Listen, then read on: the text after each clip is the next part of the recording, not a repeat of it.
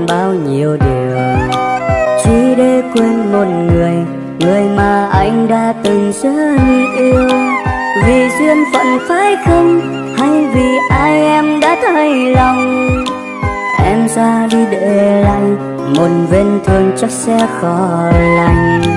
Có lẽ đến giờ này em cũng đã vui bên một người, chẳng sẽ không hiểu được từng ngày anh phải trải qua đâu.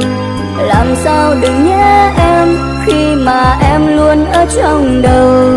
Ngày vẫn qua mau, lòng vẫn nghe đau, anh đã hết cánh thân rồi.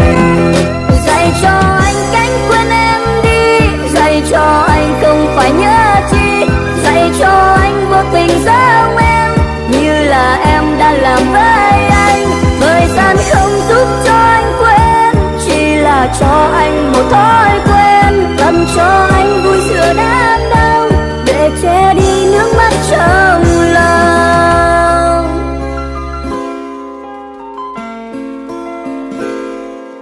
Quên làm sao, phải quên làm sao em ơi.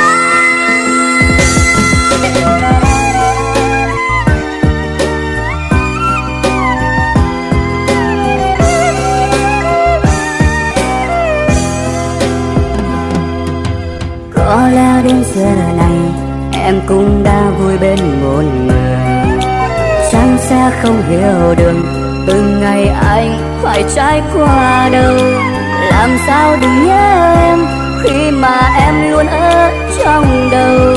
Ngày vẫn qua mau, lòng vẫn nghe đau, anh đã hết cánh thân rồi.